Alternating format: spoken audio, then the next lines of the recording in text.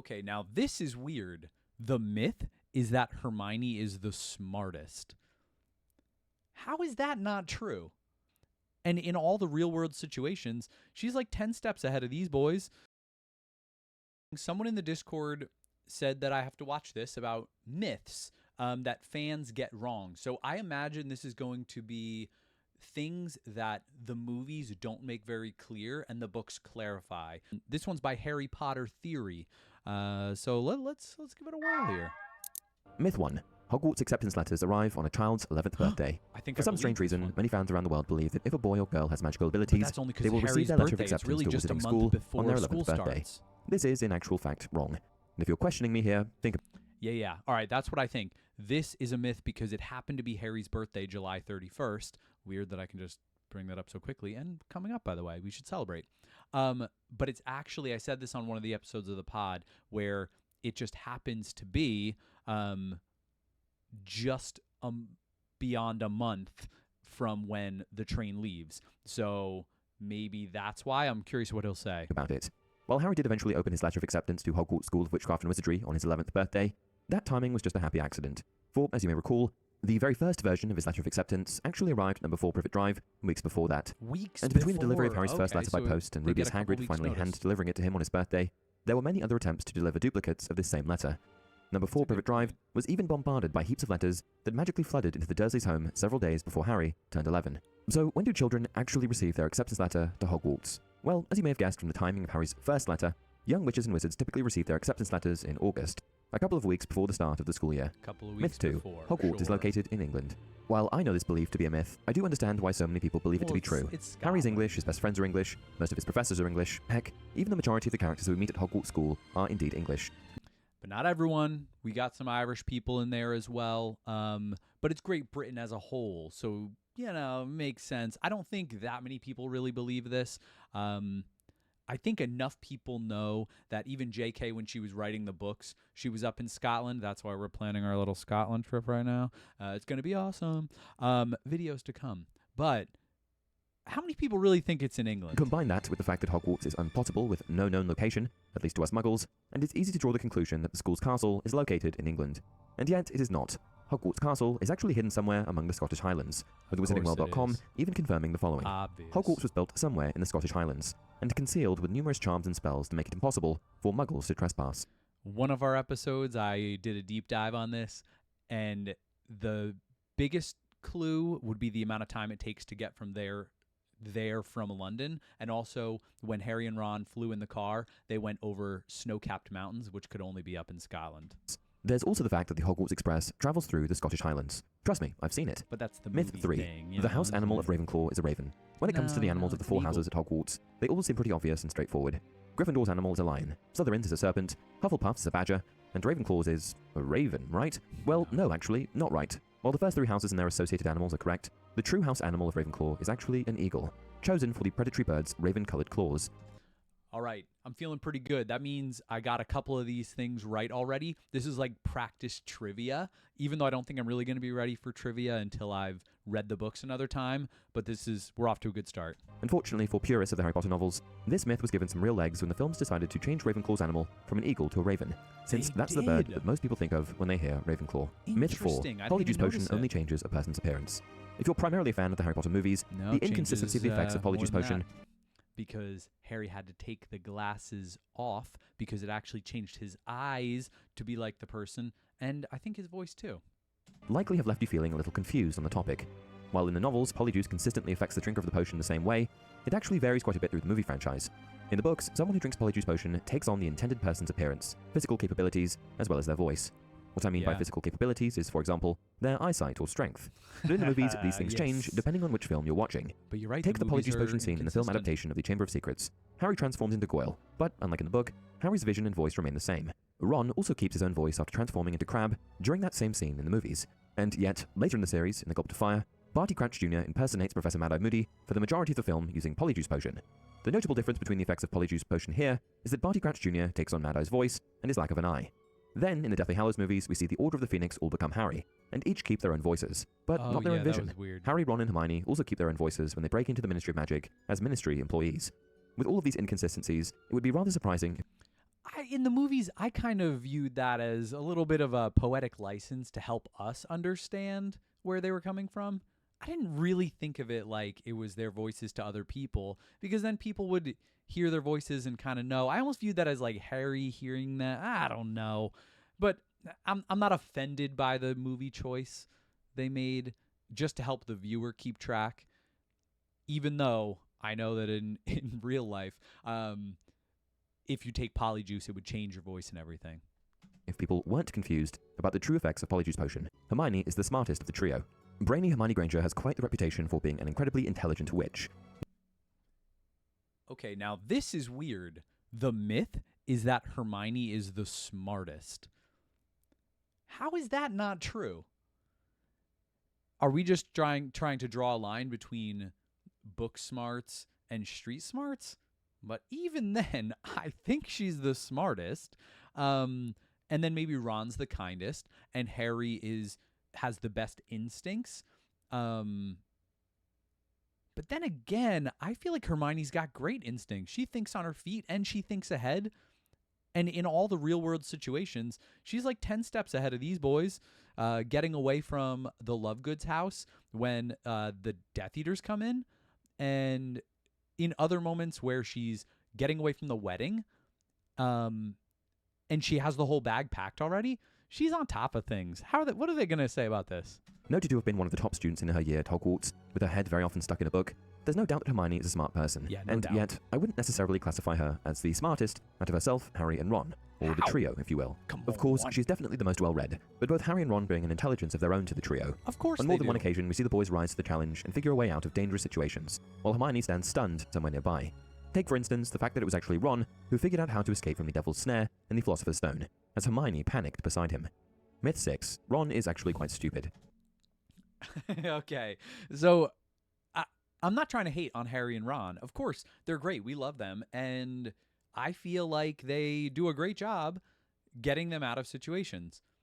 But I feel like you can't say they're smarter than Hermione. In the books, I'm trying to think of the exact moments. Doesn't it even say other people have at least the opinions within the book that they call Hermione the smartest or one of the smartest to ever walk through Hogwarts? So that feels weird. And this continues that Ron is actually quite stupid, being the myth. No, we don't think of him as stupid. I don't think people really think that.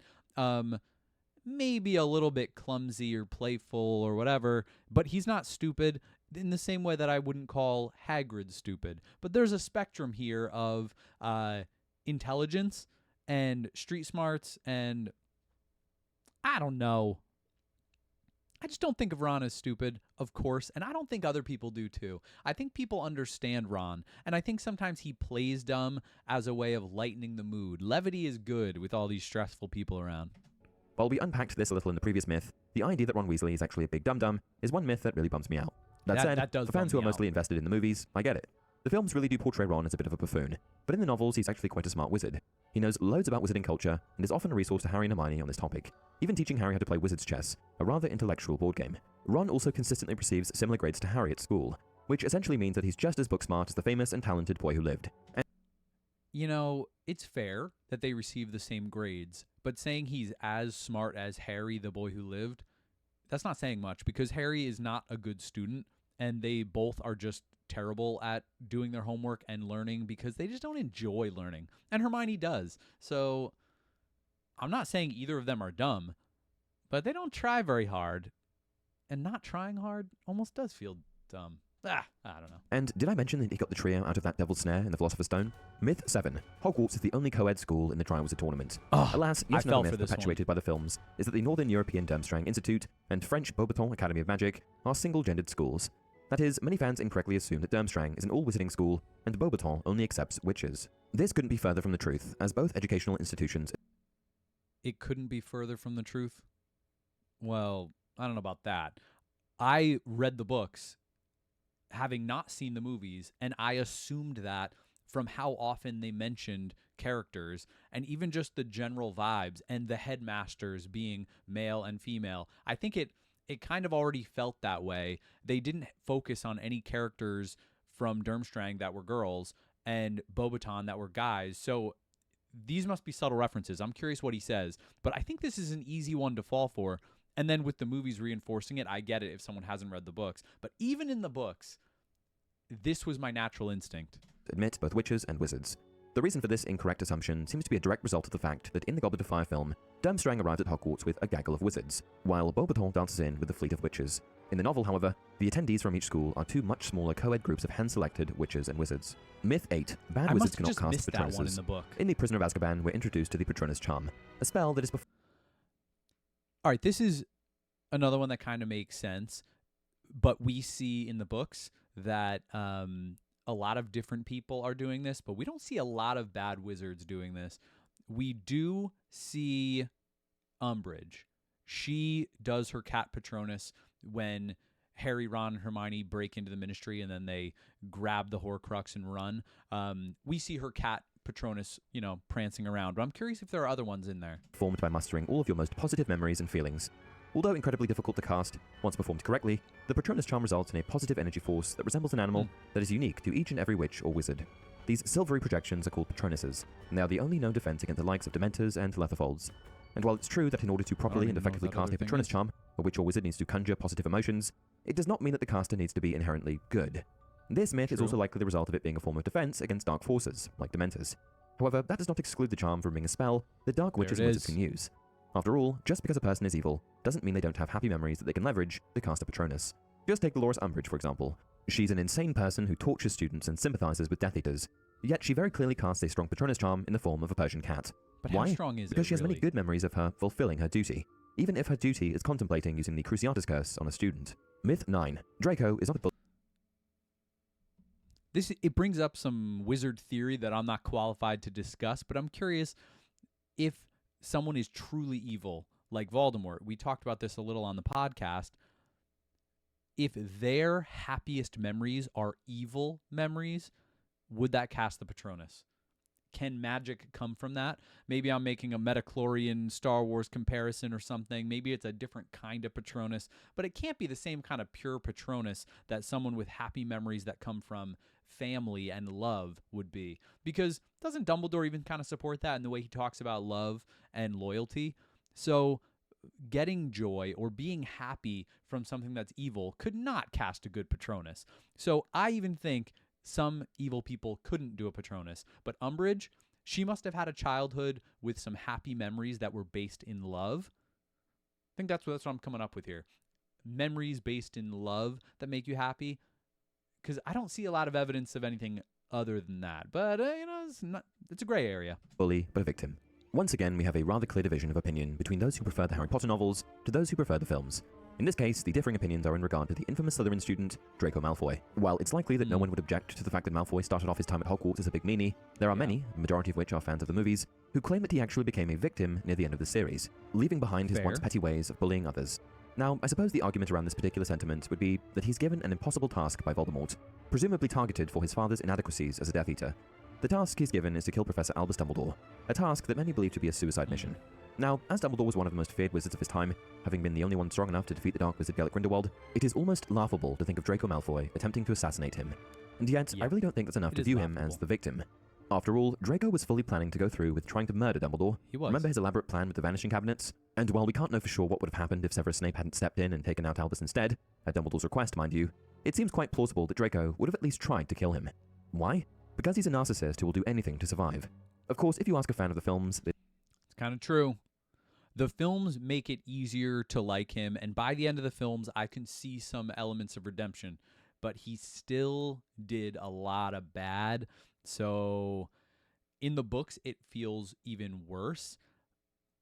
Kind of. One thing that I thought was interesting in the movies, though, you see him making the plan with the Vanishing Cabinets ahead of time. So you see how much work went into it. He was plotting and scheming for weeks or months to make that happen. So by the end, you feel bad for him because you're just seeing another human with that much kind of emotion. But it still doesn't change. Well, Harry saved him too, and you can cheer for that. But he's not a victim fully. I don't know. That is a tough one. they'd likely disagree and point to the movie adaptation's redemption arc that was given to Draco, which made little sense, at least in my opinion. Myth 10. The Resurrection Stone brought Harry back to life. The 10th and final myth that we'll be covering today is the idea that Harry didn't die after being hit for the second time by one of Voldemort's killing curses because he possessed the Resurrection Stone. Now, there's a fair bit to unpack here. First of all, when Harry was struck down by the Dark Lords of Avada Kedavra, the Forbidden... Now I'm kind of curious. So people who watch the movies maybe wouldn't fully understand all this. Is that why they don't quite get that Harry was a Horcrux and that now, you know what, that's interesting because I'm curious now, without the book knowledge, people who watch the movie, what he thinks about Forest, he no longer had the Resurrection Stone in his possession. He had used it to see his deceased loved ones in order to find the courage to face Voldemort and sacrifice himself. Once he had communicated with his dead family and friends, he tossed the stone aside and it dropped to the forest floor, never to be seen again. Secondly, the Resurrection Stone, one of the 3 Deathly Hallows, is unable to fully bring a person back to life from the dead. As the legend goes, when the Resurrection Stone is used to bring someone back from death, they return only as a shadow of their former selves, separated from the living by a sort of veil.